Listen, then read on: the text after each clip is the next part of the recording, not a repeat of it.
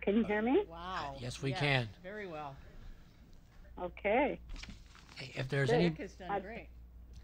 if there's anybody Great. that needs interpretation service, Gladys is in the back corner of the room over here. I don't see a whole lot, but we'll announce it anyway. Other than that, I would like to call this Modesto City School Board special board meeting of, I'm terrible with dates, March 18th to order.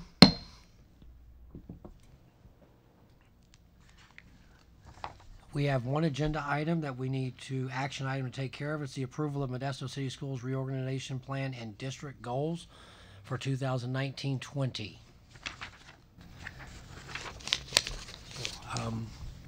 Do we need to do a presentation here, or we've already done that? You've already done it? So in that case, we're looking for a motion to approve. Anyone out there on the, I got Trustee Lopez. Should we just go through discussion, open and public? Oh, Roger. Okay, let's do that. So, any questions from board members? Seeing none. Any questions from members of the public on the reorganization plan and district goals? Seeing none. Back to the board for comments. Any comments from board members? I will comment that it's quite exciting and I'm looking forward to this because lots of good things can happen here. Trustee Lopez, did you want to make a motion? Seconded by Trustee Newman. All those in favor say aye and raise your hand. Aye. And oh, look at that. We forgot after the phone thing. I have to learn something new every time we do this. So, roll call for Superintendent. Okay. Trustee West? Aye. Trustee Newman? Aye. Trustee Lopez? Aye. Trustee Brown? Aye. Trustee Marks? Aye. And President Walker? Aye. Passes unanimously. Okay, I believe that gets us up to the order of business tonight, which is this go over the measure D and E workshop for the bond and consent. Oh, Roger, one more. Job descriptions. I'll just read from the front page. Item C1 is approval of proposed job descriptions for Chief Technology Officer, Associate Superintendent of Curriculum and Instruction, Professional Development, Associate Superintendent of Student Support Services, and Supervisor for Employee Benefit Programs. Questions from board members? Seeing none. Questions from the public? Seeing none. Back to the board for comment? Seeing none. Trustee Newman makes a motion, looking for a second. Trustee Lopez. I believe we're back to the phone system, which means a roll call vote again. Trustee Marks? Aye. Trustee West? Aye. Trustee Newman? Aye. Trustee Lopez? Aye. Trustee Brown? Aye. And President Walker? Aye. Motion passes unanimously again. Now we're to D. I was so excited to get to the workshop, I skipped something. Summary of measures D and E Series A bond projects and next steps. Shirley turns over to Mr. Zierle. Thank you, President Walker. Trustees, this is a continuation of our February 12th board workshop that we had regarding measures D and E and next steps. So a lot of it will be, there's some that you've heard before and there's some that you even heard prior to the workshop. And we'll go through some of those rather quickly because you've seen it and you've heard it for probably the last year and a half or so. But then we want to talk about next steps and in particular the April 15th board meeting, what's coming up on the April 15th regular board meeting, and then the Citizens Oversight Committee and the high school bond measure. We're asking for direction regarding a potential high school bond measure. So, as you can see, the purpose of the presentation, we're going to review measures D and E. We're going to talk about the bond project implementation plan. We're going to identify staff's recommendations or what staff is preparing for Quickstrike projects at each of our school sites. We're going to identify a site master plan sequence. We will have a little bit of interaction with the board at that point in time for just asking the board for what their site priorities would be for the next round, the next 2 rounds of school site master plans. We will talk about the formation and selection of the Citizen Oversight Committee, and then, as I mentioned, the high school bond measure and any direction that the board would like to direct staff to proceed with. So starting with the facility needs assessment, those of you on the board have heard this and seen this. We've talked about it for a long time. So this was just the kind of the basis for looking at our facilities. And the facility needs assessment, at the time it was done, looked at our existing facilities at that point in time. It did not give any consideration to future needs or anything future needs of our facilities, but it looked at, okay, this is our needs analysis at this point in time with our existing facilities. And you can see the different improvements that were listed under that facility needs assessment. Most of you are familiar with this, you know about this, and it was very substantial, very comprehensive facility needs assessment for the district. Then we had December 2017, we had a board workshop, and we were at that point in time, we were going to talk about the board priorities for a potential bond measure.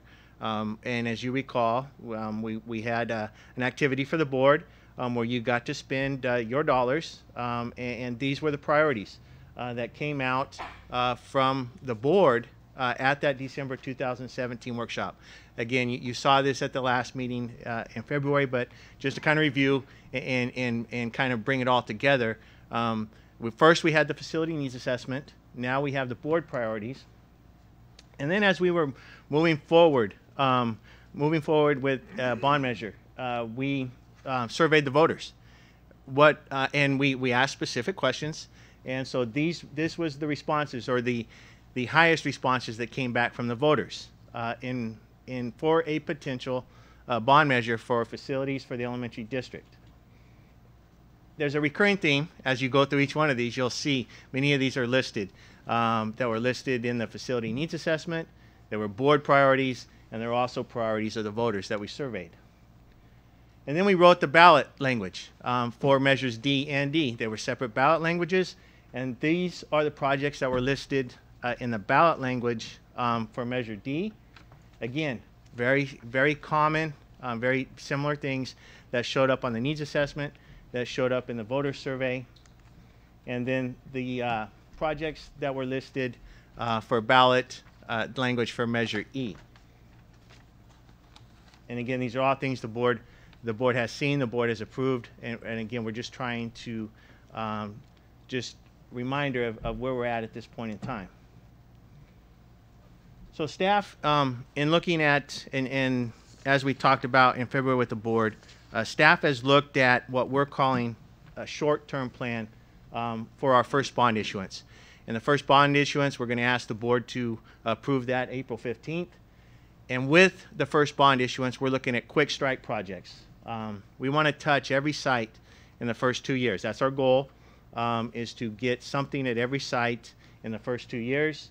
We're also planning projects for this summer, 2019.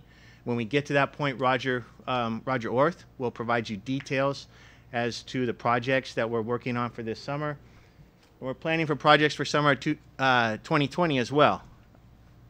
And then creation of school site master plans and design for projects planned for the summer of 2021. So with the first issuance of bonds, these are items that we're going to be addressing as soon as we get the bond proceeds for that first issuance. So what are Quickstrike projects? And again, here's just a sample of some things that staff has identified as Quickstrike projects, but also based on information and requests that come from our school sites. Installation of security cameras. We do not have security cameras at all of our school sites. We want to get to every school site in this first issuance and provide security cameras to those school sites that do not have surveillance cameras. Our estimate from staff is $200,000 to $300,000 depending on the size of the school. We have smaller elementary schools, we have larger elementary schools, so that there could be a variance between the number of cameras and the system depending on the size of the school. All-call public address systems. Yes. Just backing up to the security cameras. Is it on? Is it on? Yeah, it's on. Okay, backing up to the security cameras, the 200 to 300,000, is that total for all the schools? No. That would be That seems per low. school, Per depending school. on the size of the school. And the goal of those security cameras, based on staff's recommendation, is that to keep the property secure? Is that student safety, fights, that kind of thing? I mean, what is the goal? It would be all of that. Okay. We do work with site leadership, site Uh-huh. administration to identify areas on the campuses that they have trouble supervising, and then also to protect the entrances, the exits as well. So it's a combination of all of that to provide increased security over the whole campus. Okay. So it would be 24/7 kind of security in mind. Yes, and it's our camera systems are remote. As long as you have internet access, you can view it from a device. As long as you can get to the internet, to that website, so it can be viewed Saturday, Sunday, after hours at any point in time. Okay. Great. Trustee Brown? So do we have an estimate of how many schools do not have these cameras yet? Approximately 15 sites have no camera system at all and have not had a camera system. And we've allocated the bond funds to basically finish the district and have a camera system at each campus.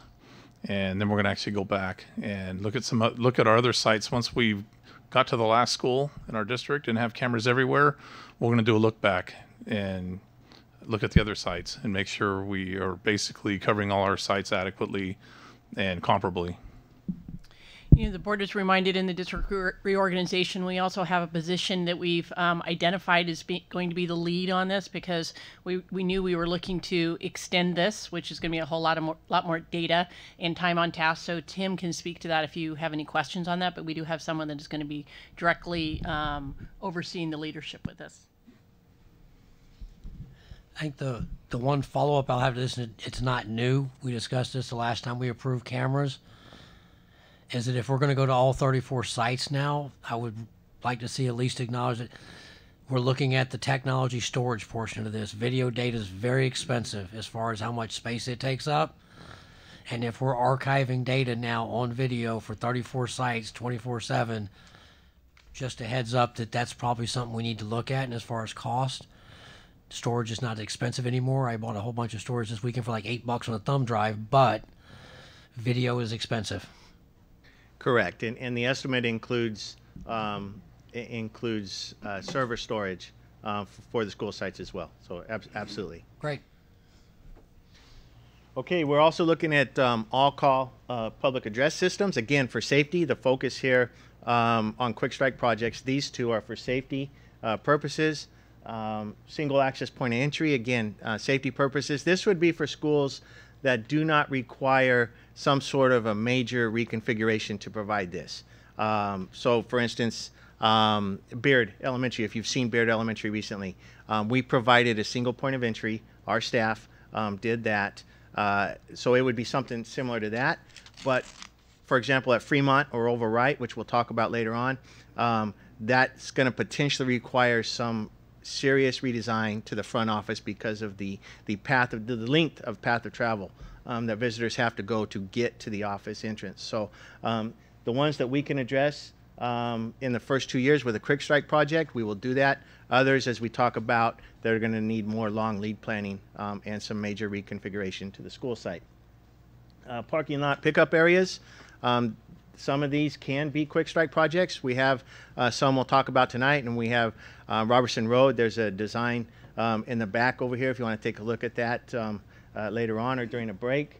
Electronic marquees, we're estimating $40,000 per site. That's our estimate for marquees.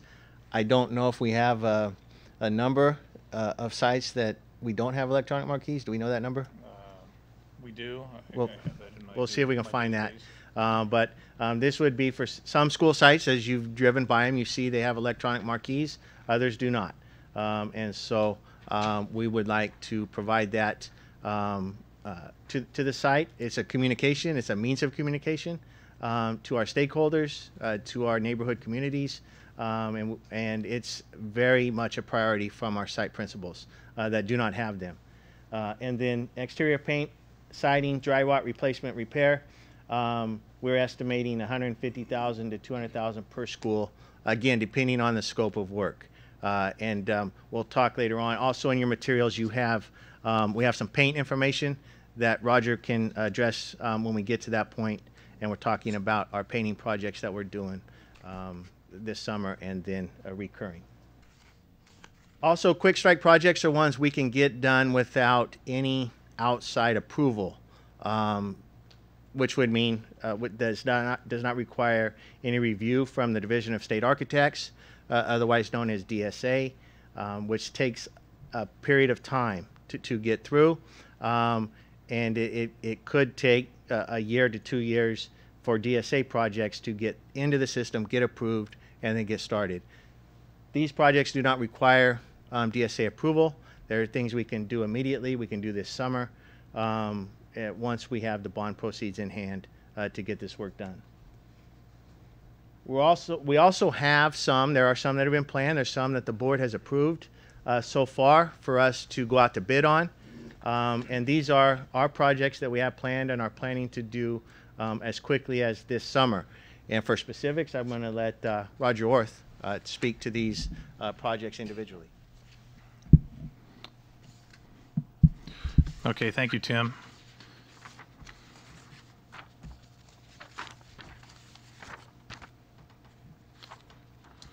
I'll start out by citing the sites that do not have marquees at this point in time, electronic marquees.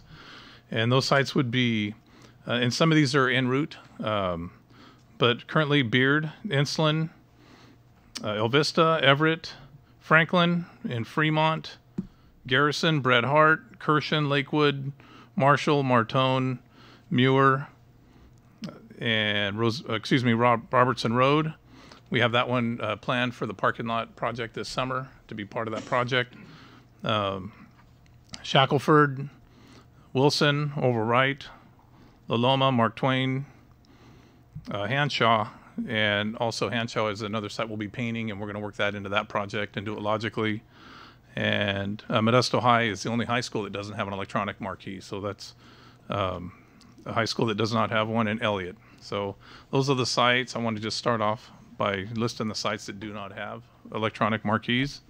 Talking about this summer, already talked about Beard and their marquee. So that's a project that we are planning right now. Also, Beard is a site that has not ever had a security camera system. So that's also planned for this summer. Excuse me. Okay. All right. Thanks. And we have, as you can see, we have a list of sites that are getting exterior paint. All 4 junior highs are far past due. So we are doing exterior paint at all 4 junior highs. They were last painted in 2000. And as I addressed the board a few months back on a 10-year paint rotation, not only is appealing, but it protects your buildings. It's why, like I've stated before, people that have beach houses try to paint them every 3 to 5 years. Obviously, we're in the valley, but the same thing, you have to be on a rotation. If you look at our fascia and any of our exposed wood at our school sites, if you're not on that schedule, it's going to lead into dry rot and other issues. It is such to where we are having to put a dry rot allowance in all of our paint projects due to the neglect over the years. So those are the 4 junior highs. And then you can see the elementary sites, Franklin, Tuolumne, and also Shackelford. Shackelford's a site that has not had all the columns replaced. We have steel columns, and we also have wood columns. So we are going to finish the job. We have rotting wood columns. At the end of this project, they'll all be steel columns. Also, we have windows at that site that are still original 1945 exterior glass and wood frame windows that very, very difficult to repair, and that's an understatement. So we are going to replace those with dual pane window systems like we have. We years ago replaced the Burbank windows and put in what's called a storefront window system. So we're going to do that at Shackelford. So that's what's part of what's going on this summer. And again, we have the we have some controlled entry points and other things that we, like Tim was talking about, we did at Beard. We are still taking bites out of that elephant until we're complete at all our sites and have a single entry point. So we'll be picking some of that up this summer. I talked about Robb Road a minute ago. The Robb Road their front parking lot's going to go from 9 spaces to 61 spaces. The shared lot between Kirshen and Robb Road will go from 38 spaces to 61. And they're as excited at Kirshen School as they are at Robb Road, because Kirshen has an issue in front of it that we do need to deal with, and that's already on the docket for plan development for next year. So this summer, we're going to be really, with one project, we're going to be tackling an issue at 2 campuses. And of course, in the same vein of how we're addressing projects now, we're addressing pickup drop-off along with parking and staff parking, bus drop-off. So we also are putting new fencing in the front of Robb Road. So this site's going to have a whole different look when we're done. It won't look like our other campuses, and that's where we're heading, to be a more inviting school district. Very excited about that. Robb Road makes me think of lighting, because we're going to have a new marquee. We're going to have lighting. This summer, we're also going to, as you're all very well aware of, the LED lighting project, and that's going to be kicking off this summer. It's about a 20 to 22 month project. I'm including the punch items at the very end. So we are going to complete our district inside and out on all of our LED lighting. And that includes all classrooms, stadiums, anywhere you see a light fixture. At the end of the day, should be an LED lighting fixture. So that's a very exciting project. So just for the record, want to make sure that the public, if this is a recorded meeting, is aware that that lighting is not part of our bond-funded project. Correct. Thank you for that. I had a question too. Sure. About the dual pane windows. Thought I kept it on. Is it? I mean, if we can use like Prop 39 money for that, being that it's energy efficient, isn't that Prop 39 the energy one? Yes, that is something we didn't apply for, and we at the time decided to take on our lighting. It was the lowest hanging fruit in the district. Right. But as far as getting some sort of offset, we're looking into MID right now to see if we can get some sort of rebate from MID. And in that same conversation, we're checking into Prop 39. Just don't have an answer yet. Okay. Because anytime we're going to replace windows, we need to see if we can use that funds. Sure. Anytime we can, use the Prop 39 money, we should, if we can, instead of the bond money. Again, my concern on the bond money is our needs were here and our capacity to bond was down here and what we got. So we have to be super careful about everything. So just anything we could shove off to Prop 39 money or another source would be good. Absolutely. Our prop, as Roger stated earlier, our Prop 39 allocation has gone to our lighting, and it did so. And in order to finish it, we've asked the board, and the board has authorized financing to complete the lighting. So there aren't any more available. The Governor Newsom does not have any new Proposition 39 funds in the proposed budget. So we're working under the assumption that what we have is already allocated to our lighting project. Would that change in the coming years, or is that just for this year? It could change. It could, as the state budget cycle goes through and gets approved, it could get added to it, or it could get added in future years. Or there could be, we're hearing there could be a future statewide facility bond coming up in the future that could cover some of those as well. Has one question on the lighting I probably should have asked before, but since we're talking about it, it goes back to the high school district, which is different than our elementary bond. But With our outdoor lighting, and you're talking about the football fields, are we also covering these exterior fields at the high schools? Somewhere like in the back of, they have baseball fields, you have practice fields, you have different areas at the high schools that get used, but when it gets winter, I know the students will jump to other schools to go. So for instance, Johansson and Downey get used a lot because you can do outdoor evening practice because they have lights, whereas other schools don't. Is that part of that concept as well, or no? So we're going to have better quality lighting at the end of this project. So anywhere where there's an existing fixture, we're going to get better quality lighting out of that fixture. So above and beyond that, if there are still any dark spots, we'll be addressing those on a one-to-one basis. Anywhere where we don't have adequate light, even after the LED lighting project. So, if that's what you're asking, we're not. Prop 39 is not adding lighting. Okay, so it has to It's exist replacing already. our existing lighting with LED fixtures. Okay, so I'll keep my eyes on that because I think the parts I'm looking at, there's nothing out there now, which is why they moved to Johansson and Downey and so forth and so on in the winter to do different outdoor practices because there's no light. So it's a different animal. I'll be quiet. I just had a Sure. question to clarify. So you're saying that at Robinson Road, the Robinson Road staff parking will be utilized now from both Kirshen and Robinson Road, or? That's correct. Okay. So what we're doing is, and it's something else new that we've developed just this last year, and kind of back to the safety task force and some of the new developments and equipment we're trying out. We're putting access control hardware on 2 different gates. So a staff member that works at Kirshen can code in and get through the Kirshen gate, and not the Rob Road side, and vice versa. So we're gonna have 2 gates for 2 different campuses in a shared lot. Great. Awesome. Sure. So next on the list is Wilson Cafeteria. Still, we're finalizing the layout for Wilson Cafeteria. I would just want to mention that tonight. And also moving over to Hanshaw, they're in need of a all-call public address system, and they also, like I said earlier, about a marquee board, exterior paint I talked about earlier, and the gymnasium needs a scoreboard and shot clocks. Loloma, Mark Twain, and Roosevelt do not have air conditioning in their gyms, so that's another project that we have on the docket for this summer, using one of our new designers for that. So as far as summer work goes, that's just kind of a quick snapshot of this summer.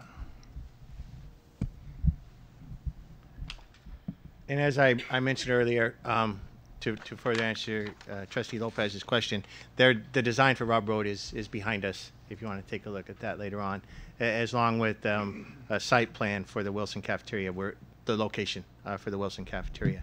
Wilson Cafeteria is interesting. It's not a summer 2019 project. It's kind of a tweener.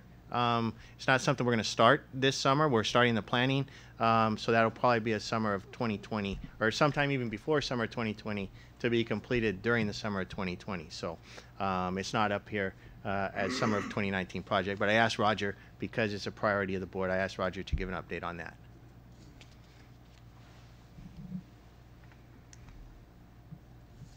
Okay, we've talked about site master plans. You heard that back in February, and also Roger talked about it as part of our first issuance. And there's a reason for why we should have master plans. And you can see the goals listed up here on the first 3 bullets. It's a tool. It really is a tool to evaluate layout options for each site. As we currently look at some of our sites, Fairview is a great example of Fairview. Kind of everything is around the perimeter of the campus, and so there's really nowhere for us to add at Fairview at the moment, unless we go inside, and which means we have to get up and over the existing building. So a layout will help us design. Okay, where's a future cafeteria going? Where's a future multi-purpose room going, or classrooms? It's going to help us and future administrations kind of just see, okay, here's the plan for this school, not only now, but into the future.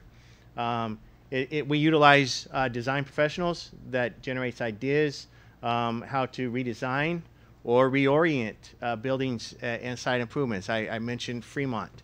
I mentioned Oversight. That we may have to change the entrance because when it was built, it wasn't under the same issues as we have now, facing with people coming onto our campuses.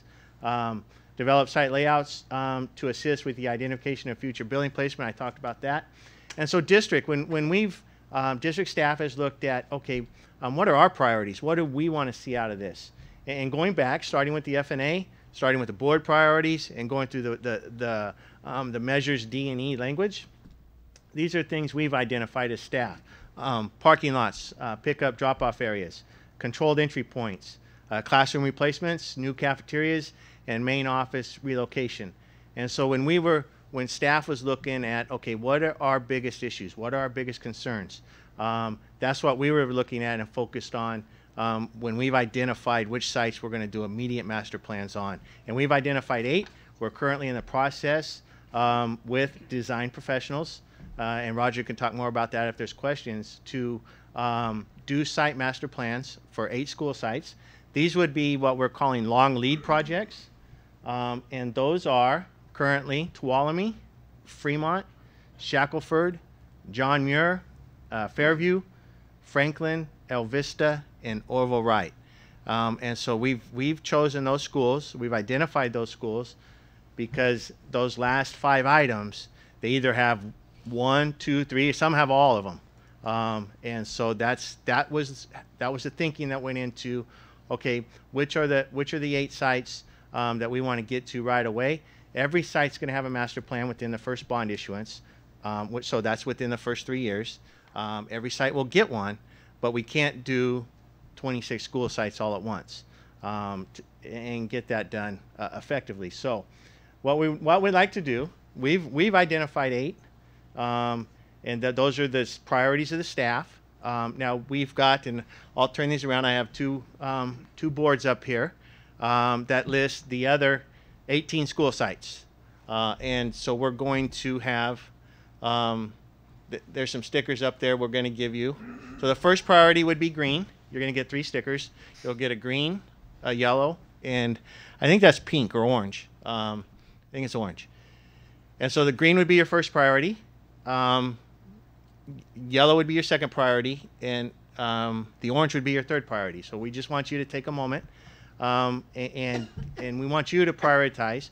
Again, every school site is going to get a master plan, but we want to hear what the board's input is on which would be the next 9, and then what would be the third phase or the third group of 9 to be completed. So does that make sense? Yes. So you're saying, let's assume these are the top priority. I think you picked the right ones. So, just looking through it, these are the ones that stand out as the worst. So assuming these are the absolute worst, let's get the master plan done as soon as possible on them. And then these are the ones we're going to identify tonight, which we should look at next. Right.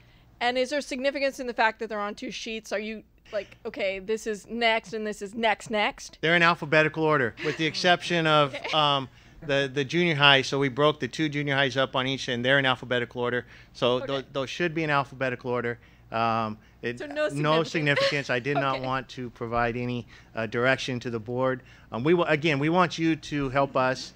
A lot of times, I get it. I understand you question staff as to, why, what's your priorities. We would like to know, what are your priorities, or what do you think the needs are? Again, every school site up there is going to get it. It's just we can't do both of those at the same time. Yes. So a question about this process. So as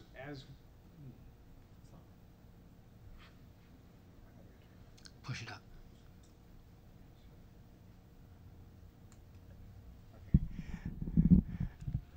So tonight as a board we'll be weighing in. This isn't a vote. No.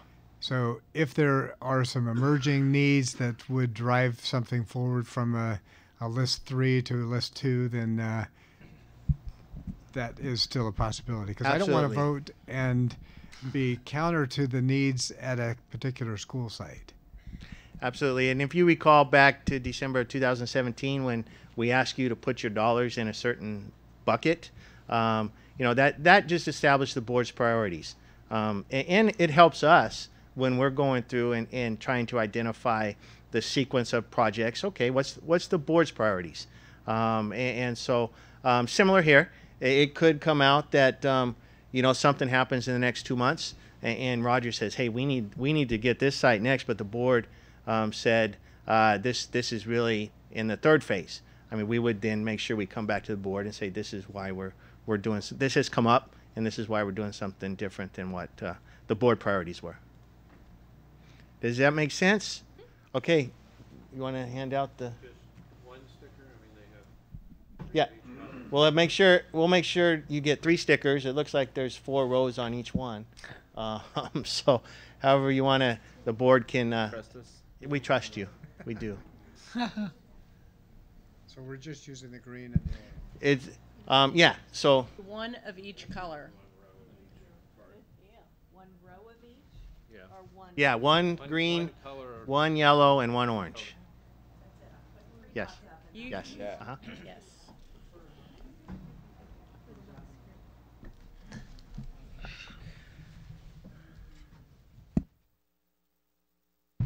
You should have 6 extra dots.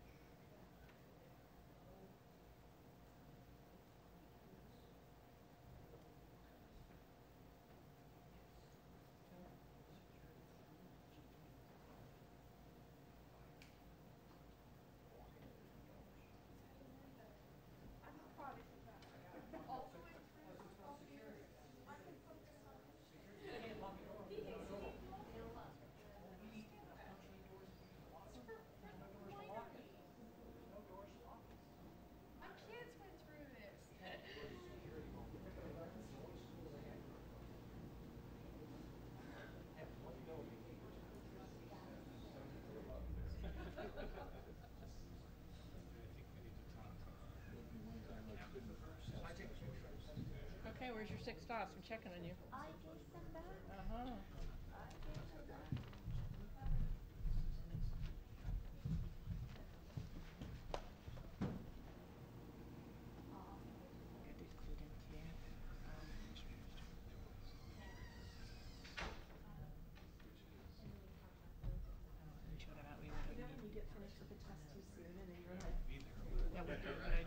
Thank you. Yes.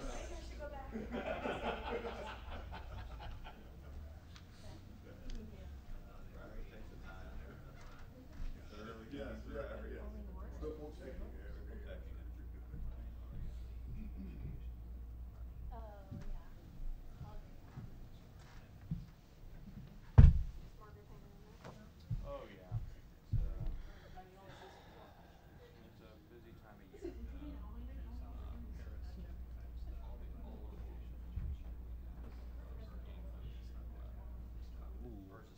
They tied up Roosevelt. 2 people put that as priority, and us 2 put that as most priority. They can each, yep. This doesn't matter. We'll be very. Have at it.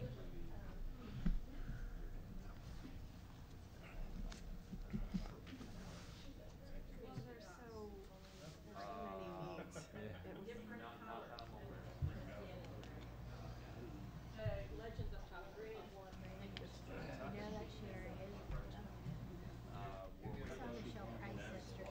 Yeah, I think that's. It's not going to make a difference. Yeah.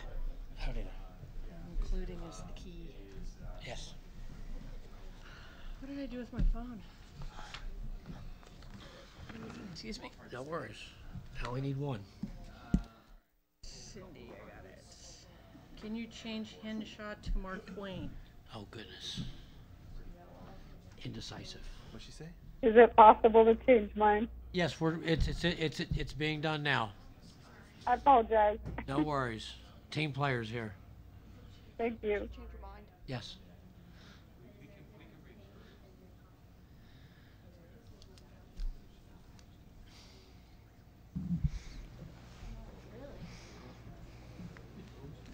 Yeah, we're giving principals 2 or 3 choices. 18.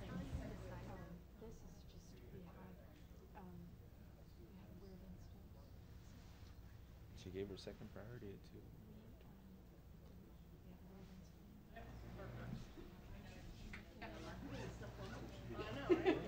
Shaw's racking it up, running up the score.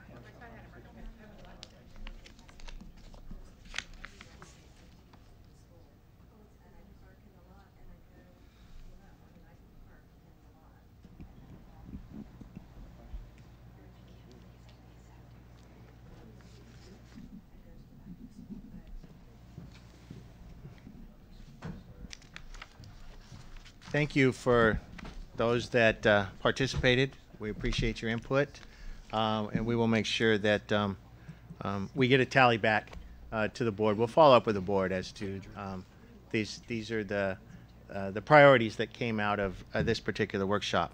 I just want to take a minute and have Roger just talk about just the process for how we decide what we're going to paint or who's involved in the color process. You have this document that should have been at the back of your packet. Just going to take a couple minutes and have Roger explain to you what we've done so far with site administration and how we're going about planning for that. Okay, so up to this point, out of the 8 sites that we have slated for exterior paint, we've met with 6 site administrators and anyone they wanted to bring along with them to the color scheme meeting. So we elicited the services of Lionakis, and they brought in their interior and exterior design team, and we put some options in front of the site administrators.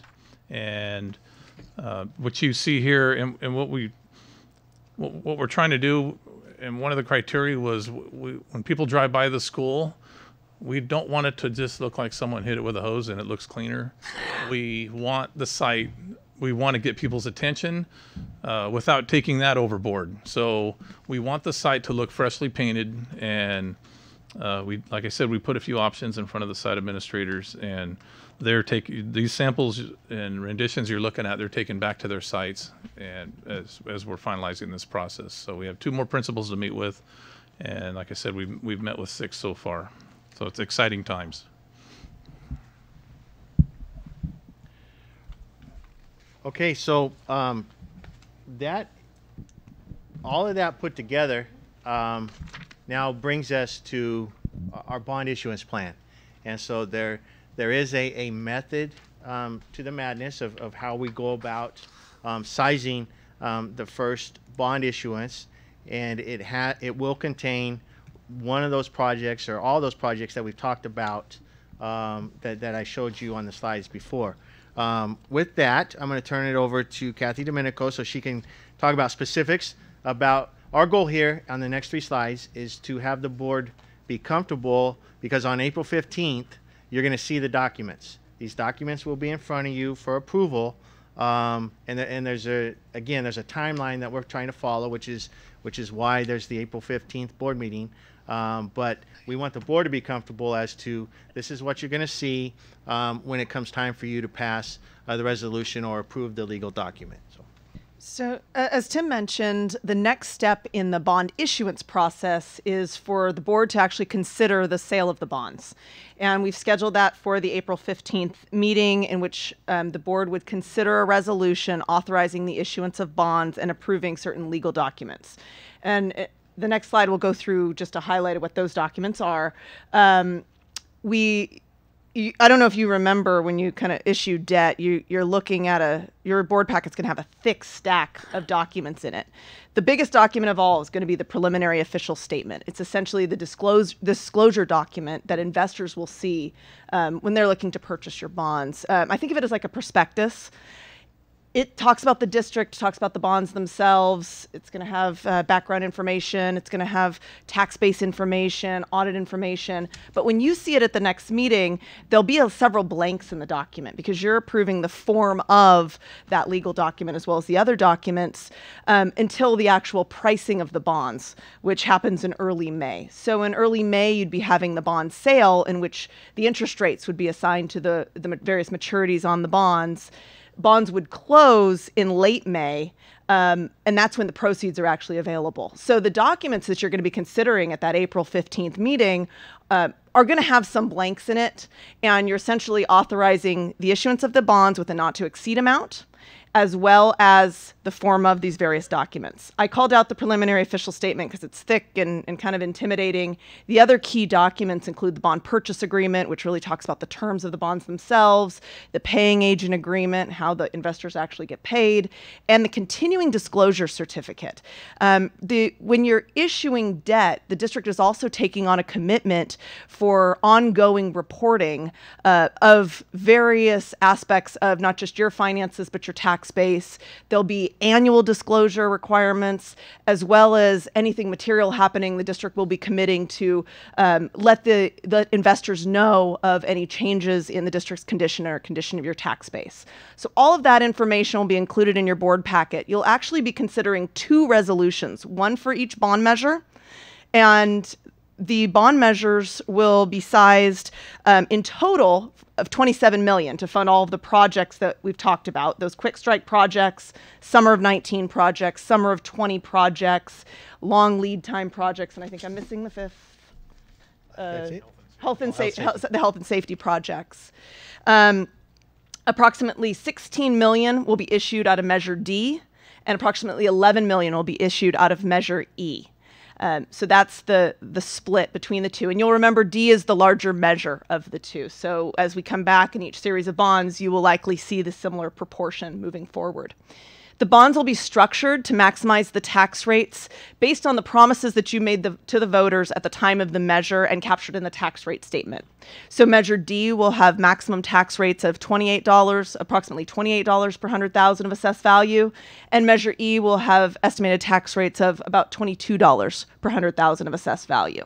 Again, this is something that was part of the ballot materials that your voters did see at the time of the measure, so we want to make sure that you know that we're reflecting that in the bond issuance plan. The $27 million is your first series of bonds. We're looking at planning to structure the bonds so that we come back to you in 2 years for the second series of bonds. Ideally, we would probably issue bonds every 3 years, but because of the status of these school site master plans, we just don't know what the next round of projects is really going to look like. Once we have those master plans in place, we'll have a better idea of what the long-term expenditure needs will be of the district, so we'll be better able to provide you with more long-term funding solutions than we are with the first round. So essentially, this $27 million is supposed to get you for through the next 2 years, with a subsequent series of bonds issued at that point in time to fund the next round of projects beginning in summer of 2021. Okay. Is there any questions regarding this?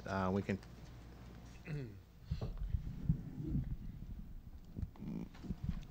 So will the prospectus list any of the projects? It'll talk in general about what the projects are. It'll have your more of your ballot language. It won't specifically say we're going to do X, Y, and Z this year because you have the ability to swap out some of those projects. But you are committing to what's in the project list that was approved by the voters for both measures. So you cannot spend outside of that project list. And that would be validated by your Oversight Committee. Next slide. Which is the next slide if we're ready to move on. Thank you for the lead in.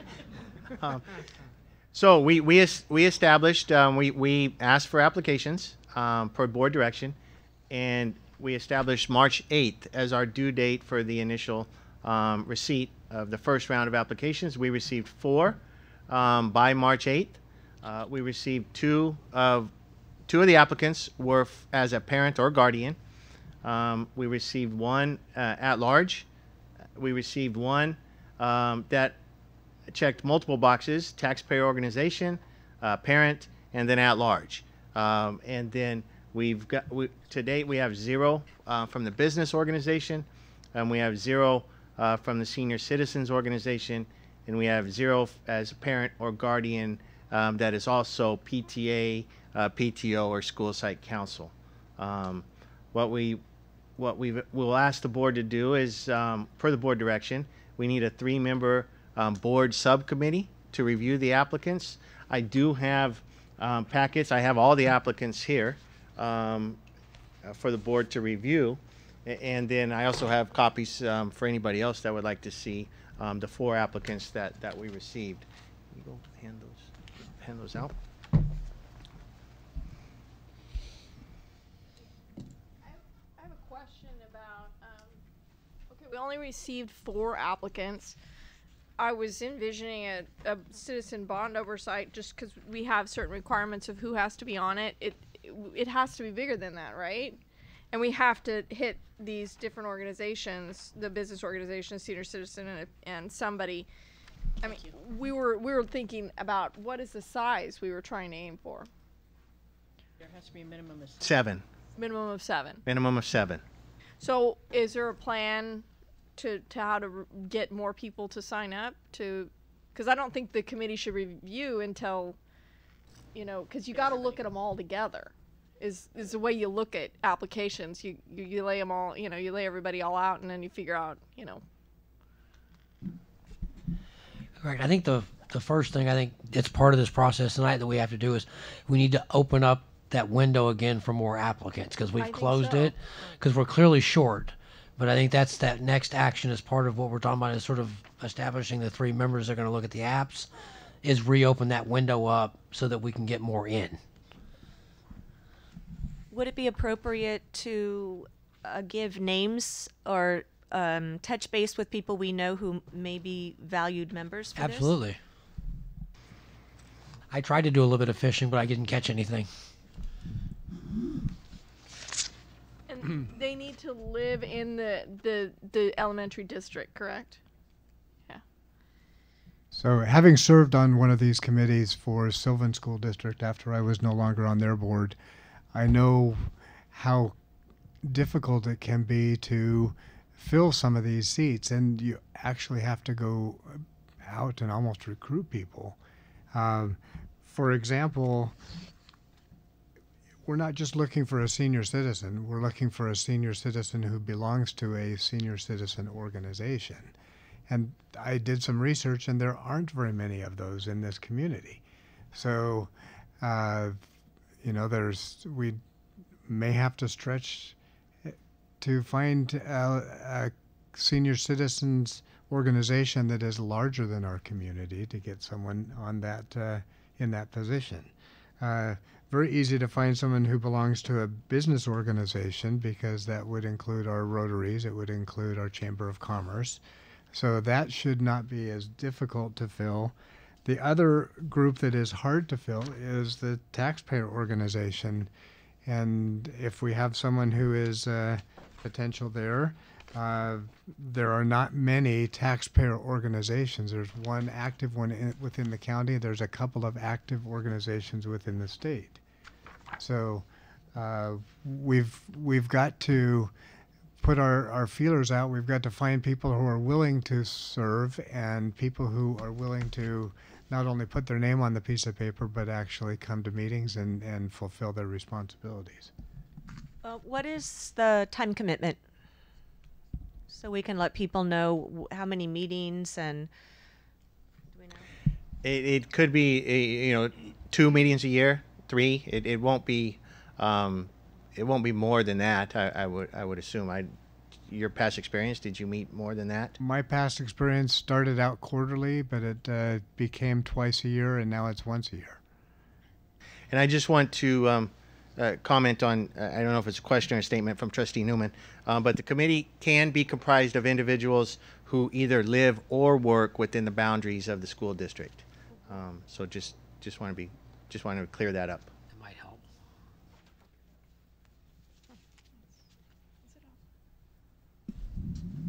So I have a question. This is Cindy Marks. I did not hear the answer to Amy, Trustee Newman's question as to whether they had to live in the elementary district. So is it elementary or high school? Trustee Marks, it is live or work within the boundaries of the elementary district. Okay, thank you. And our elementary district includes downtown, right? If I'm Yes. thinking Correct. off the map. Yes. And as Trustee Brown pointed out, I mean, I've heard that the taxpayer organization is one of the hardest ones to get. We did have somebody that checked that box. We have not verified, but there is an applicant that checked the box as a taxpayer organization.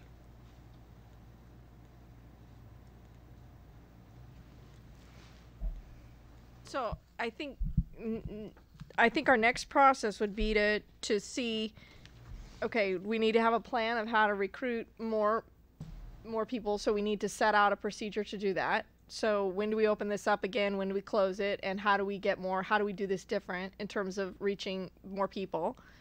And then the second thing would be to get to nominate 3 board members to serve on a subcommittee.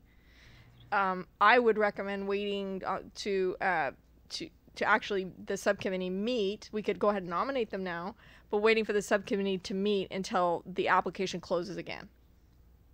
I think that makes sense because I think if you're going to review the application, it's a do it in one shot. Yeah. I think that certainly makes sense. I think opening and closing, I certainly think we want to get it going because once the school year is over, folks are going to dissipate and disappear, and we're pretty close on that. I think the number I heard from my daughter yesterday, who's graduating, was 77 days, so we're 76 now because we just burned one more off this morning. I know she's got a little countdown clock in her head. But I would certainly think that we'd want to get towards, the end of March, first couple of weeks of April to open this back up again. And that would give us a couple of weeks to brainstorm how we're going to reach out, if that makes sense. Why don't I make a recommendation? So why don't we open it back up for this week, next week, the first week of April, and we can close it on the 8th. That gives us that gives us a week before our next board meeting, so I'll have a better understanding of how many more we have next time we all come together at a regular board meeting. So we'll open it up tomorrow for 3 weeks. As far as the recruiting, we all need to recruit. So I'll put out a board communication as far as, and you guys have the applications here, but basically what specific criteria do we not have, and those are the ones we're really going to have to pound the pavement on. And then if we get additional ones with folks that have already cleared that criteria, then we can choose to go through the process as far as looking at applications and interviewing. But at the end of the day, we need those particular areas that we don't have any applications for at this point. If I just may real quick interject direction from legal counsel. And again, they say the same thing. School districts often find it most challenging to recruit the senior citizen and taxpayer representatives. If we are unable to find those candidates, legal counsel recommends that we proceed with the members we have selected and continue to solicit for those openings. So at some point, you can appoint who you have and then continue to solicit for the ones that are harder to fill. So are we all in agreement that we'll open this back up tomorrow and then run it through April 8th? And I notice in these applications, just because I'm familiar with some of the geographics, we've got 2 that are just a few blocks from each other. They live just a few blocks from each other. So it'd be nice to get some geographic diversity as well. Because looking at this, we don't have any from the near these schools where the work is going to be done. I can identify 3 addresses. I'm not totally sure where one is. That would be Chesapeake. I don't know where that is off the top of my head, but it would be great to get people in the neighborhoods where we're going to be doing the work, because those are their neighborhood schools. I'm not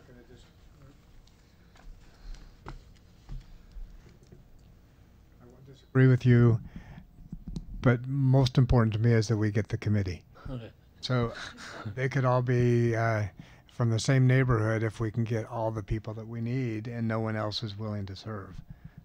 So we have to have a committee.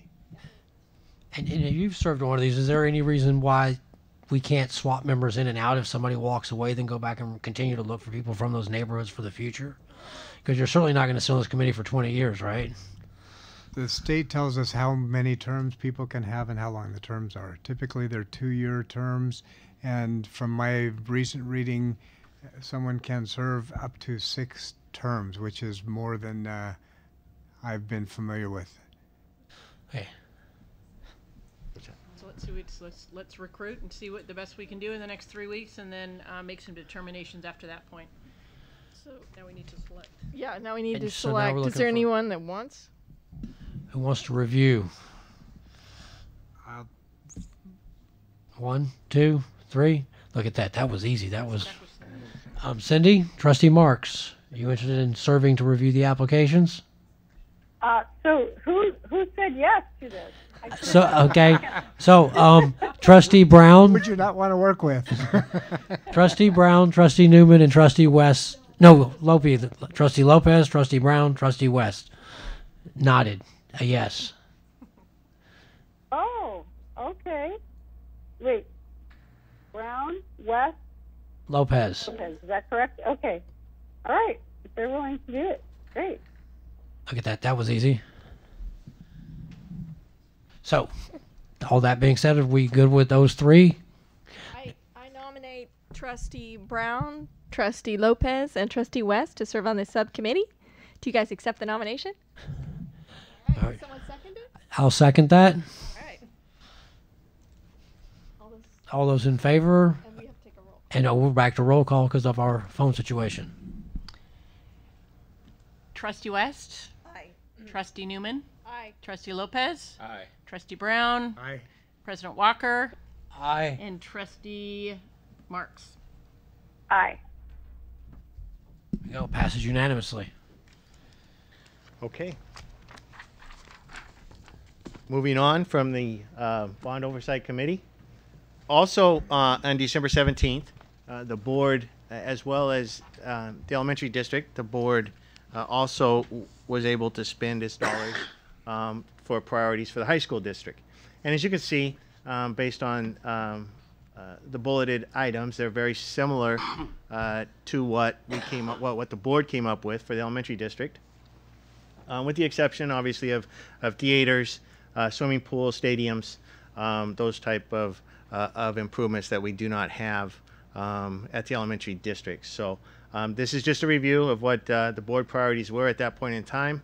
Obviously, we're not moving forward at that point with a high school bond measure, so there was no survey of potential voters at that point in time. But the FNA items that you saw earlier were also included in the FNA for the high school district. So in looking at a high school bond measure consideration, next available election dates would be March 2020, which would require board action by October 30th, 2019 to call for an election, or November 2020, which is a presidential election, which would require board action by July 1 of 2020 to call for an election. There's a question mark here as far as this bullet point feasibility assessment for high school bond measure. We did that for the elementary district. We could engage the same team for feasibility assessment that could be presented to the board in May or June that could help guide the discussion or guide your direction. Staff is just looking for direction here from the board as to, is there anything we want to do or is there nothing we want to do given those dates and timelines for the high school district. I'll weigh in, but I want to wait and see if anyone else wants to first. I'll weigh in on this. I think there's no doubt we need to do things to our older high school campuses, but I think that they're there's still lingering public feelings about the last bond that we had that we used for our two high schools, and so there's an equity and fairness principle to try and make the older high schools really look better and get the upgrades they need. But I think one of the reasons why the elementary bond was successful is we spent time in the years up to it putting some general funds and directing some projects, and we were putting money into making them look better each year and doing things that were really important. We did the Burbank cafeteria and classroom project. That was huge. That improved the lives of those students there, with some money, with general funds. So I think that we probably need to get some of that in the works. So that would, for me, preclude the March 20th. But so that would push it off. I mean, if ultimately we're going to have to do this, but it's just when. And so that, to me, we need to be doing some projects at our high schools. Particularly, people are worried about security and just making them as safe as possible. I just want to say that definitely I agree that as we can see, that the high school bond is a priority for us. I would like, in terms of like direction, to see how to do kind of what we did for the elementary bonds when we did surveys out to our voters, but somewhere in between where it's, if we were to do that now, we're talking about probably still the effect of our elementary bond, but if we wait too long, we might not be making the November deadline as well. So somewhere in between, so that we can really see where people are at in terms of, especially for the ones that are in both high school district and elementary school district, how they're doing. But definitely, I don't think I myself or anyone is saying that the high school bond is not a priority, because it is, because we hope that one day it will be a small, tiny little folder, but now it's a big stack binder. But I definitely want to see what's the vibe out there for voters and how are they feeling about it. I know that we do have voter support at the moment, so I would like to keep that so that we're successful in the high school ones. I agree. I think the March 2020 is way too early to look at this. It seems like if we, a year from now, look at just kind of see how things go with what the projects we're doing now, and then next year evaluate and maybe do an assessment to see how the voters would feel about that, we would still have time to decide on that. But by July, we have time to do that. I just feel like it's too early to make a decision on that right now.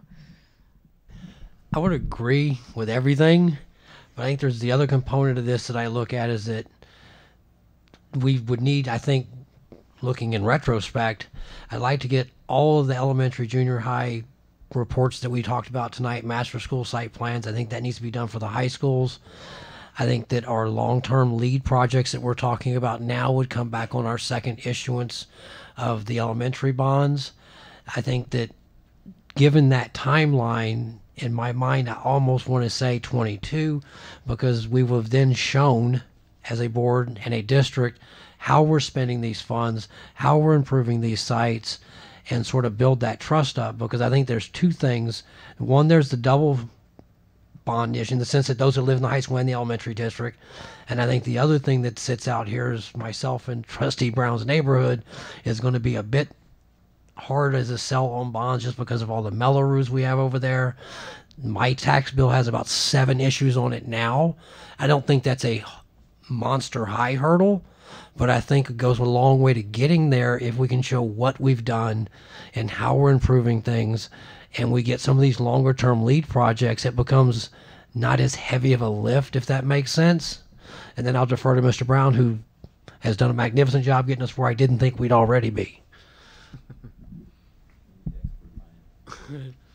If I may, just real quick, obviously, our job is to provide the board with information in order for you to make an informed decision. And I agree with everything that's been said, especially the comments by Trustee Newman. However, I just want to point out that in the recent years we have made some major investments into our high schools. Last summer, both Davis and Downey Downey got new classrooms and also some old ones taken away, and some improvements to parking and access. Davis got improvements to parking as well, and we're currently looking at classroom additions to Davis for program needs. Modesto High, I didn't talk about it earlier because we were talking about elementary and measures D&E, but Modesto High is currently being master planned.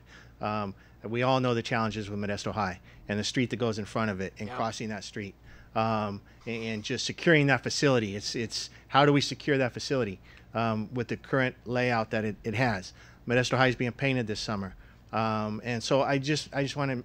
We thank the board for the investment that you've allowed us to make into our facilities, and we are investing in our high schools as well, and we have been as the dollars are available. So I just want to, and I forgot the gymnasium air conditioning project last summer that was such positively received. We're doing it at the junior highs this year as well. So I just want to point that out. I'm sure the board is aware of it, but I just wanted to remind that there have been some major improvements at our high schools recently. I think I'm talking to a microphone this time. So you all know that I'm high on bonds, and I am high on improving the education that we can deliver to our students through improved campuses. But there's some things that I want to make sure that we look at. Number one, that I've heard from other members of the board is credibility. We have some questionable credibility regarding some of our high school sites and previous bonds. We've got credibility that we can gain through what we can show we're able to do with the elementary bonds. We're tapped into the billion-dollar book by what we have spent and the improvements that we have made against that massive list, and we've made a big step forward with 132 million in the D&E bonds, and we continue to, as Tim mentioned, continue to make improvements at the sites. In addition to what you mentioned, we a couple years ago did a big improvement at Bayer High School in the back of the property, and also in addition to that, we've had great success with our CTE money that has come forward and done projects at most of our sites. So we can show the community great things happening. And as we look at the calendar, we look forward to 2020. 2020 presidential election should be a high turnout vote, highly democratic, and frankly, the people who will vote positive for bonds will be voting in November of 2020. So if there's a way that we could hit that deadline, that would be great. But I'm skeptical.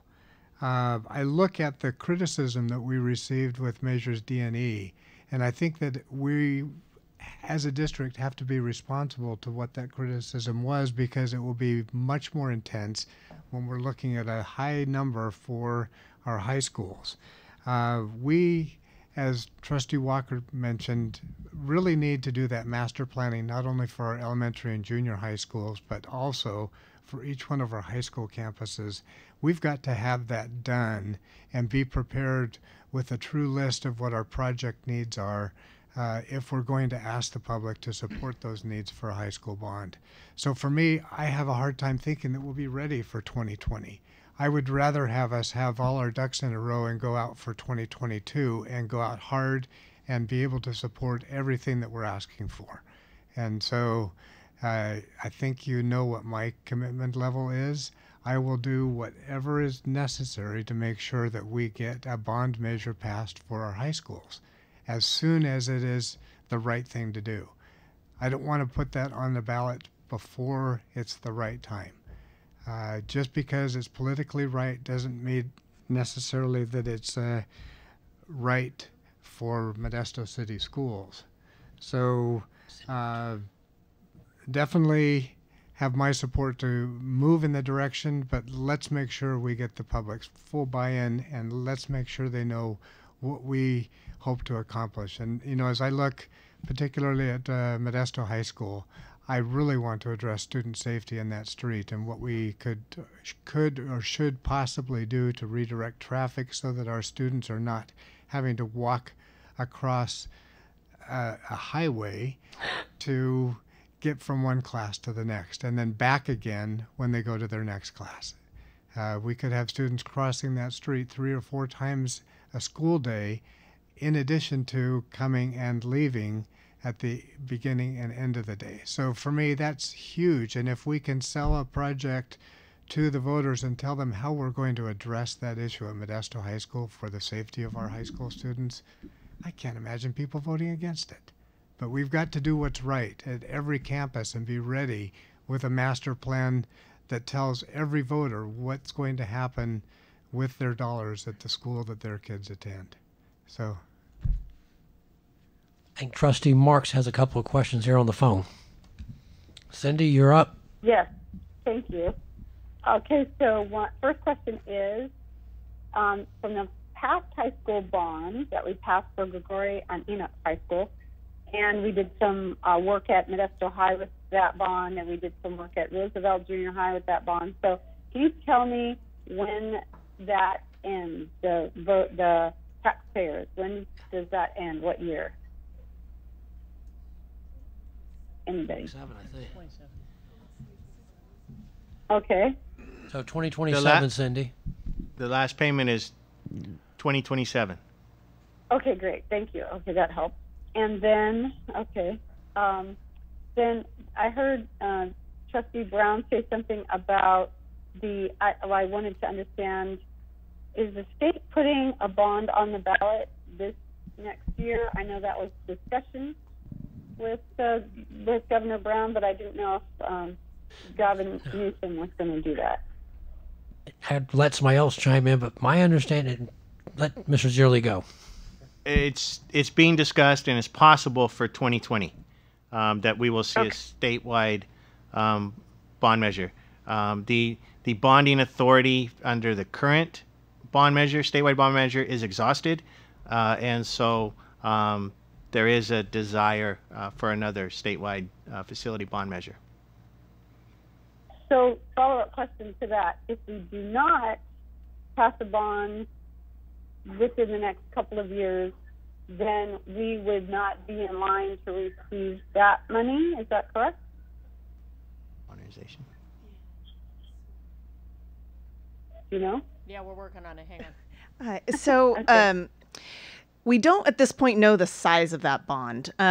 If the Prop 51, which was the bond that was passed in 2016, was a relatively small bond, and there was a significant backlog of projects that it was slated to fund. As a result, all of the Prop 51 authorization has been exhausted. So now school districts are getting in line, and they started getting in line for new construction funding back in August of 2018, and this month they're getting in line for modernization funding. So the backlog is going to start now. And depending on the size of the bond, the bond may fund that backlog and then projects into the future. However, I would reasonably expect with the current administration that they would probably size it large enough to last more than a couple years worth of projects. That's speculation on my part, but I can't imagine we're only going to fund projects that are backlogged. I think at this point, the bond would be sized large enough to fund backlog projects in addition to future projects. So you could likely expect that even if you wait till 2022, you would still have some expectation of getting state funding. But you also want to think about the state program. Even in those years where a state bond authorization did not exist, districts still got on a list, and then they were funded in the future. So if we think about a state school bond on a reimbursement basis instead of upfront funding of projects, I think there's a reasonable expectation, no matter when you go for the bond in the next few years, that you could expect to get some state funding. I don't think it precludes you from getting state funding by waiting till 2022. Okay. So we probably won't, we're late for we would not get this funding if the bond passed next year. Let's just say the voters passed a bond in 2020. So we would not be able to fund modernization for this project because they've already exhausted the modernization funding, but we might be able to get the funding to reimburse a future bond if we pass one for the high school district. Did I understand that correctly? Yeah, yes, that's correct. There's no currently available state bond authorization, but there's likely to be another state school bond measure, and we would be able to obtain funding under that measure. Okay. All right. Thank you. Okay, then one last one I would like to ask Trustee Brown to, if you would share just a little bit about the criticism for the elementary bond.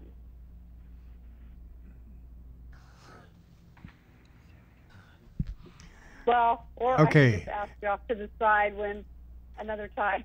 No, You no, don't this wanna is share that's very tonight. appropriate. Okay. Okay.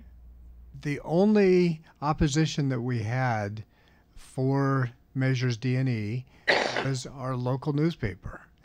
And they were very right. critical of the fact that we did not specify exactly what we were going to do with the money.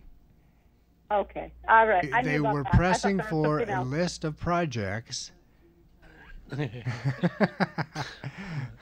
They were pressing for a list of projects, and because we didn't provide a list, we gave them the categorical list, but since we didn't provide an actual list, they chose not to support our measures.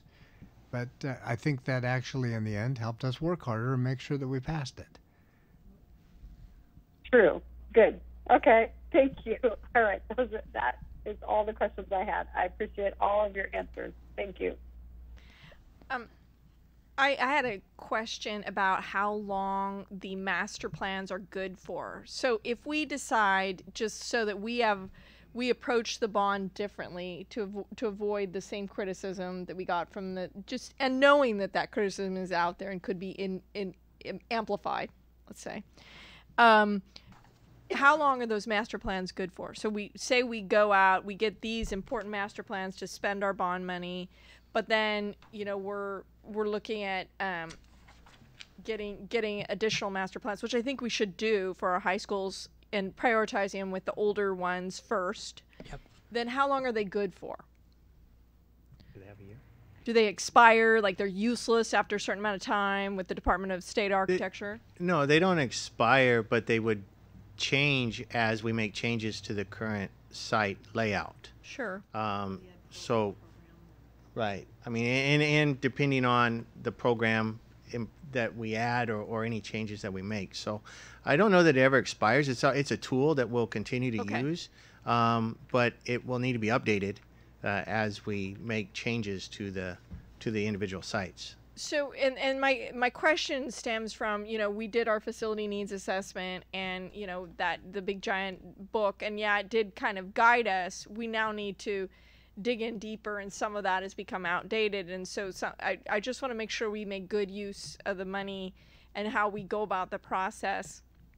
And I think that the public came through soon, and we pushed the bond and the public came through, faster than I think we thought we could, which is great. But I want to make sure if we spend the money on a master plan, it's useful. And so, and then the other issue would be, with regard to our high schools, I think that, Modesto High, the obvious thing is the street that runs through it, but it does give the kids an interesting topic on their essay. I had to cross a big street to go get my superb education at Modesto High. And so, there's probably bigger issues on North Campus, and so I think that, each campus has, bigger issues that may not be apparent to us. So I would really want to engage the site in that, in identifying things. The obvious one seems like the street, but my kids seem to report that that's not the biggest issue. That probably the North Campus stuff, anything refurbishing on that side, right, would be some of the bigger issues. And then making sure our science and lab facilities, that's got to be, anything on our STEM as we pull out more on that. And so I think that we would need to engage the site and not make an assumption that the street's a bad thing. And it's not a great thing, but is it the worst thing? I'm not sure. That's my point. So, and I think that November 2020, while I do expect a large number of a large Democratic turnout, I do think it's going to be an angry voter at the polls. So an angry voter is an unpredictable voter. So so I don't quite know what sort of normal political lens we should look at that through. So because it's going to be highly unusual, and so maybe we don't want to be in that circus.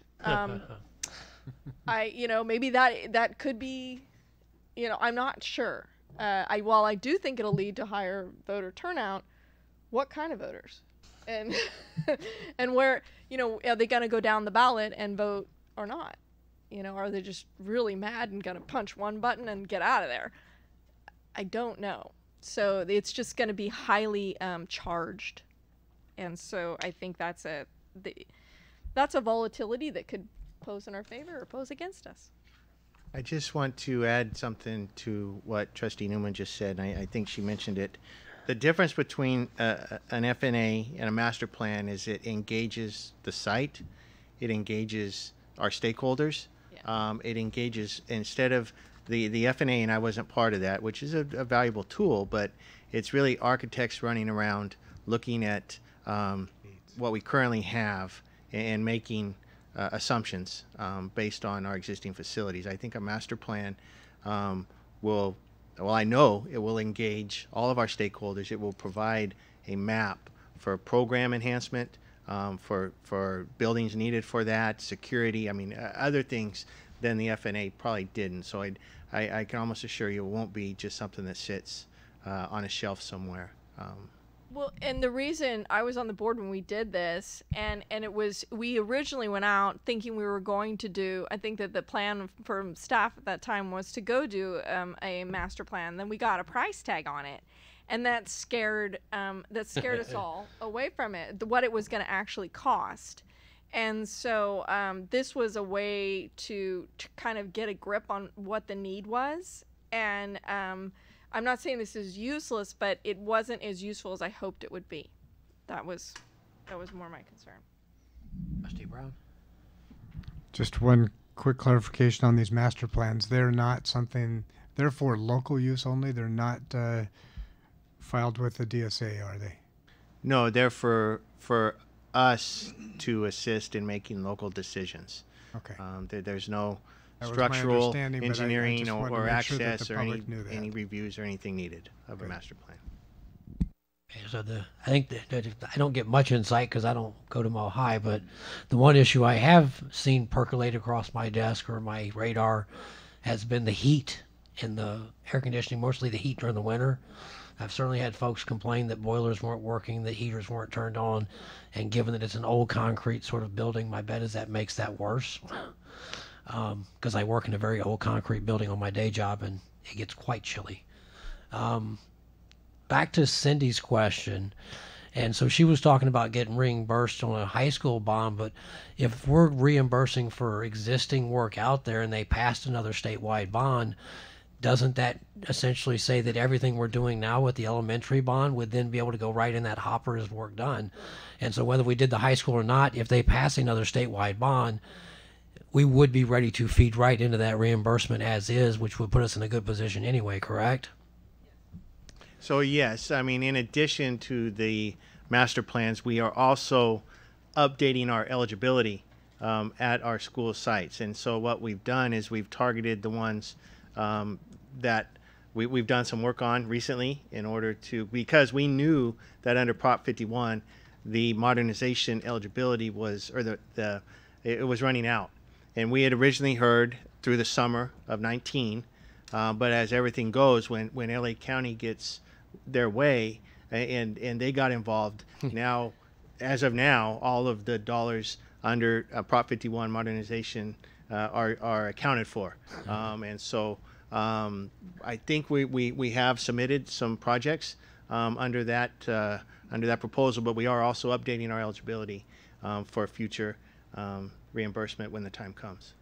And I think the other thing that's interesting that sort of you brought up and then you guys talked about with the statewide issue, and that's also valuable for sort of holding for a minute, is what does come up the pike next. Because if they're talking about doing another statewide bond, I think the other thing that's out there that's coming is what do they do with the split roll Prop 13 stuff that's looming like a beast, and what happens with that, because I think that's got all sorts of side effects. And I think the consistent rolling right now of every 2 weeks, if you read the paper, we're finding out who's signed up to go on strike. This week it's Sac City. Last month it was I think that's going to push some decisions in Sacramento towards funding issues. It might bode well for us to watch for a minute and get a better beat on that, because they're clearly going to have to do something on that level at some point for school funding, because I can't go 3 days without finding 5 articles with folks screaming for any one of a number of issues. I think I saw 2 more today. Fremont went to fact finding, and 1 more district went into fact finding today. And so there's just sort of a train rolling out there. I'm glad we're not on it, but I do think it will influence Sacramento and their decision making and what the governor wants to do and the legislature wants to do. And sitting back a minute and sort of getting a feel for that would be interesting before we make a move, since we'll be reimbursable anyway by what we're doing now, and then make a smarter decision. Well, to kind of tag on to that, I mean, just because, I mean, you brought up the landscape. We got word today that there's 2 assembly members, I believe they're Bay Area assembly members, that are pushing legislation that changes the parcel tax requirement from 2/3 majority to 55%. Correct. I saw that today. And so yes, that is potentially going to change the landscape as far as sentiment amongst voters, and the ability to pass tax increases. So I mean that is also now out there on landscape, and I think it all stems, and as you know, you probably read as early as June of this year, LA Unified has a parcel tax Correct. measure on the ballot. I think it's $500 million is LA Unified's parcel tax measure. So it definitely is. The landscape is changing. That's for sure. And I think you're right. I saw that today also, and that was, again, as you mentioned a minute ago, that is LA the beast that it is driving that argument, because without that parcel tax, they can't pay for the contract they did. But it did push that, and I've seen it again in Fremont. And my reflection on that, the first thing I thought was, at what point does Sacramento become unuseful? Because we had to pass taxes to fix our roads to get matching money. We had to pass taxes to fix our schools to get things done. We're paying most of the pensions up to 25-20. Which is why I'm nervous to a certain degree and like to watch, because I think you're right. At some point, there's a burnout fatigue factor here. Is how often and how much in every single aspect of local government do we have to fund on the back of our taxpayers? Just a question. I don't think it has an answer, but I go for it. Not going to answer that question, but I wanted to bring a couple items of clarification. One is for Trustee Marks regarding the 2001 bonds. The high school bonds, 50% of it was used for Enoch's High and 50% of it was used for Grigori High. We didn't fund any other projects with that. The other projects she was mentioning were other types of funding that we had, like certificates of participation and things like that. Also, I was on the a committee when we were first thinking about doing master plan for the district, and ended up changing to facilities needs assessment. And what happened was when we started interviewing architects, is every single one of them was setting out the plan is you walk down this process and you engage all these people and you're generating all this momentum, and you want to immediately walk right into doing a bond measure. And at that time, we knew we did not have support of the administration in the district to go to a bond measure. So we did not want to, at that point, bring in all kinds of outside people and things like that. And so that's why we stepped back to a facility needs assessment at that time. And then wanting then to come back later to do this master facilities planning to again ramp up into a bond measure.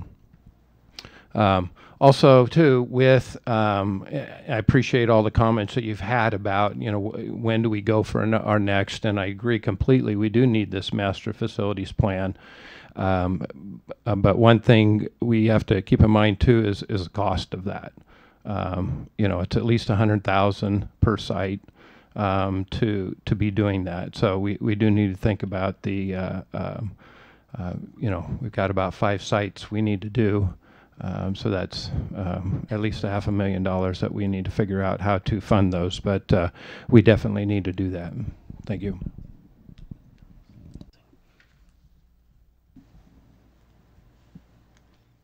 Okay. Thank you, Mr. Walterstorff. I appreciate the update on all of that and the clarification and correction on what I remembered. I forgot about the COPs, so I really appreciate that. Thank you. And as previously mentioned, I mean, Dwayne is correct. We are spending the $100,000 for Modesto High School just because of the number of I think improvements that need to be done there, or the sheer type of improvements that need to be done there. I would not think Gregorian Enochs at this point would need one. So I mean, we may not be looking at 7. We got 1 out of the way, so you know, it may be more like 4 for the high school level. But that is something we definitely know it needs to be done as well. And I think it's that it would be important to prioritize the remainder. I mean, because my next priority would be Downey. Yep. We've put a ton of money into Davis. We've done a number of some phenomenal projects out there. The prior to the parking lot, we did that classroom and then the little theater. I think Davis, in terms of our high schools, has benefited for more projects since I've been on the board than any of our other high schools. Am I right? Am I out of whack on that one? Because that's what in my number in my head from looking at it all. You're probably correct. I would rely on these guys to tell me if I'm wrong.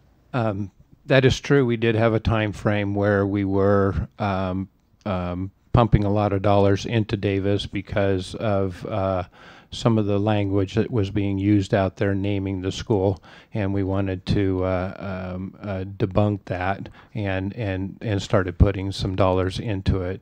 I would say that it still needs a lot of love. Sure, it does, but definitely we have done some major improvements. Okay, so before we sort of move on, if I'm hearing everybody correctly that I've listened to tonight, we're certainly not looking to go into March as far as direction that we're giving now. At best, we're talking about maybe looking at this July date, and we can come back and approach that at a later point. But I think if we're talking about what we've certainly talked about here tonight, we're not talking about, as far as board direction, looking for anything to happen in March.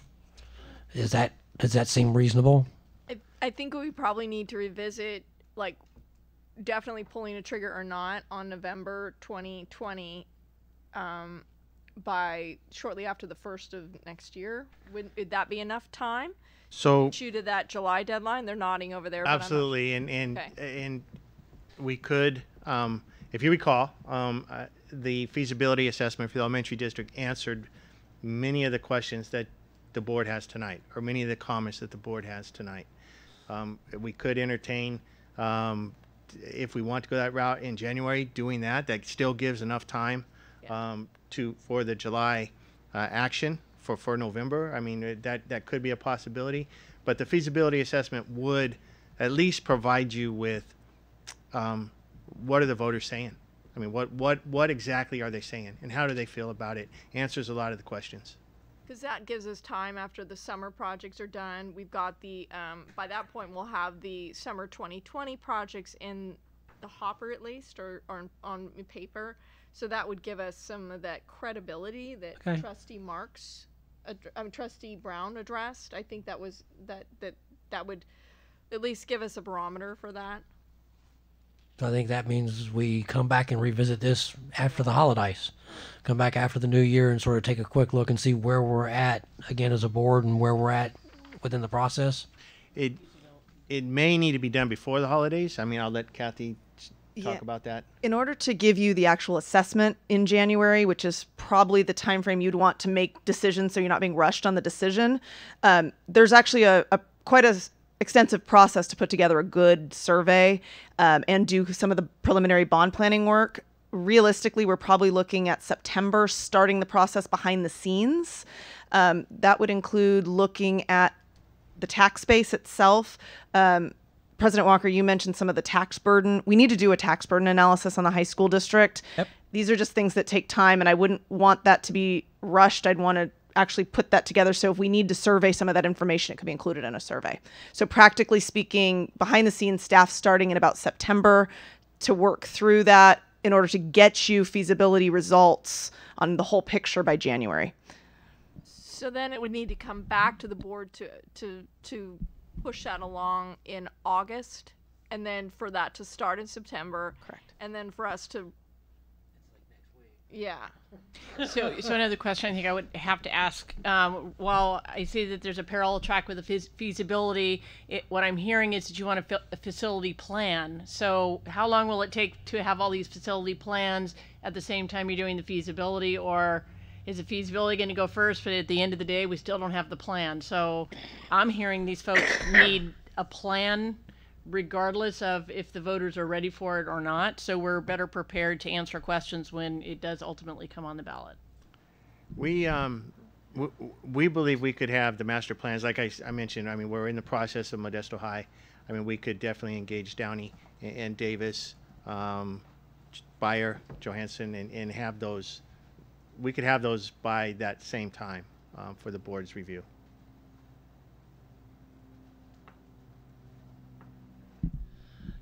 So by January, there's the feasibility piece done and the facility master plan done, with enough cushion time to take all the information to either move forward or not, because it's not there's still time in there, or push this out till 2020, 22. Correct. So for me, I need to know what the cost will be for us to explore 2020 when we're really feeling 2022. If that's what the gut feel is, then I don't want us wasting money on 2020. I would agree. That's true. I'd say that's very true, because although you could do a survey of likely 2022 voters, frankly, I would recommend you do a second one, because you don't know what the voter sentiment's going to be 2 years later, especially after a presidential election. So very, very valid point. So I would think that, all things being said, we're strongly leaning to 22 unless divine intervention moves us to 20. I think if that's an accurate assessment of where we're at. So that, I mean, I still want to make sure we're looking at our high schools, so we have a list of things. Look, public, this is what we've done. Yeah. This is how we're using your money, and this is what our priority is. I think that was really persuasive in when I talk to people about the elementary bond. These are the things we're trying to do. Look, we made one entry at Beard, and this is to keep students safe, or those kind of things that you can point to are really important. So we need a few of those. So we've got to get the needs. We've got to figure out some of the things we need to do on at least 2 of our campuses. 2 of our high school campuses, that being, my first 2 would be Modesto High and Downey. Yep. Just because there's just such a serious need there, as it's just changed. The demographics have changed so much around the each of those. Well, for Downey particularly. Trustee Brown, you look like you're ready to go there. Yeah, so one of my biggest concerns right now, we've talked about a lot of really positive things tonight, and a lot of great things moving forward, and plans that we have in the talking stages, at least, to move forward and make progress at the high schools. How are we conveying this message to the public? How are we coming soon? I think that's part of the reorg plan. That we just voted at the beginning of this meeting, that there is a communication sort of process and part of that component that I think we're all going to benefit from. Yeah, because it's crucial right now for the public to see the progress that we're making. We need to have signs out as projects are underway that say your Measure D&E funds at work. We need to really be waving the flag that says we're using your money responsibly and here's what we're doing, and list what's happening at each one of the campuses. And we've got to have that in our hands. We've got to be already promoting the high school bond by these credibility pieces that we're putting in the hands of the public and saying, gosh, these guys really are doing what we asked them to. Yeah. I think that also goes to part of why we did with the elementary bond, and we've talked about this in meetings, is it does free up some of the pressure on the general fund that we were using large amounts of money to do all these maintenance issues on all of our schools. And now the elementary and junior highs are sort of taken care of with the bond. It does free up more resources for us to go into these high schools and start making a dent at Downey and Mo High in places like this, so that when we do get to 22, it doesn't even become a heavy lift, it becomes an easy sail. And I think that's the real idea, because I think if you look at sort of what we've talked about at the last meeting, you know, we've got agreements with our teachers, we've got a reorganization plan, we're bringing folks in, we've got an elementary bond, we're addressing academic achievement outcomes. I think there's a lot better story to tell in a little while that could potentially make this a much nicer picture in a lot of ways. And as we look at our high schools, one of the things that I tell parents all the time that come and ask me, what high school should we go to? I'm like, well, know our schools and know your student. And I think that's, we should look at what do we offer at each. And we do that nice list where, we do it in terms of inter-district transfers, but what are we offering at each, so we can, address each of the high schools can serve a different student. Certainly we're going to address the, our AP comprehensive high schools at each site, but there's particular student needs. We've got a great, our FFA ag welding over at Bayer is phenomenal. That guy, our teacher, Mr. Wolf, is amazing.